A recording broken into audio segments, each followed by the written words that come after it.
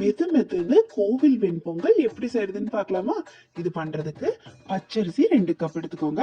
அதே கப்ல 1 கப் பாசி பருப்பு எடுத்துட்டு ஒரு கடாயை சூடு பண்ணிட்டு ஒரு 5 நிமிஷம் இந்த அரிசியும் பருப்பையும் சேர்த்து நல்லா சூடு பண்ணி எடுத்துக்கலாம். இந்த சூடு பண்ண அரிசி பருப்பையும் இப்ப நம்ம நல்லா கழுவி ஒரு 10 நிமிஷம் ஊற விட்டுருவோம். இப்போ ஒரு குக்கர்ல ஒரு 1/2 ஸ்பூன் கீ போட்டுக்கோங்க. அந்த கீல நான் 1/4 ஸ்பூன் சீரகம் மிளகும் எடுத்து வச்சிருக்கேன். அதுல கொஞ்சம் சீரகம் மிளகு கொஞ்சம் இஞ்சி கருவேப்பிலை சின்ன துண்டு பச்சை மிளகாவும் போட்டு இந்த கழுவி வச்ச அரிசியும் பருப்பையும் போட்டு ஒரு 2 நிமிஷம் இந்த நெய்ல நல்லா பிரட்டி கொடுங்க. 1 கப்புக்கு 4 கப்பு தண்ணிங்கிறதா அளவு. ஸோ நம்ம 3 கப் போட்டிருக்கோம். அதுல 12 கப் வந்து தண்ணி நான் கலந்து கொடுக்குறேன்.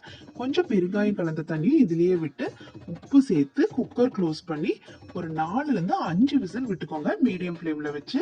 இப்போ பொங்கலுக்கு உண்டான தாளிப்புக்கு 5 கரண்டி நெய் போட்டு கொடுத்துட்டு மிச்ச சீரகமும் மிளகும் போட்டு அதுலயே உடைச்ச முந்திரியும் போட்டு முந்திரி வறுபட்டோன்னு ஸ்டவ் ஆஃப் பண்ணி கொடுத்துட்டு அதுலயே இஞ்சி பச்சை மிளகாய் கருவேப்பிலை போட்டுட்டு இதை 3ஐயும் கலந்து கொடுத்துருங்க. பெருங்காயம் வந்து நம்ம ஆல்ரெடி ஆட் பண்ணியிருக்கோம் பொங்கல்ல. இப்போ உங்களுக்கு ஃப்ளேவர் இன்னும் வேணும்னா நீங்க கொஞ்சம் பெருங்காய பொடி கலந்து கொடுத்துக்கலாம். இதை நல்லா கலந்தீங்கன்னா சூப்பர் டேஸ்ட்ல கோவில் வெண் பொங்கல் பிரமாதமா ரெடி ஆயிடுச்சு. ரொம்ப டேஸ்டா இருக்கும். நீங்க இதே அளவுகளோட ட்ரை பண்ணி பாருங்க. ரொம்ப பிடிக்கும் உங்களுக்கு.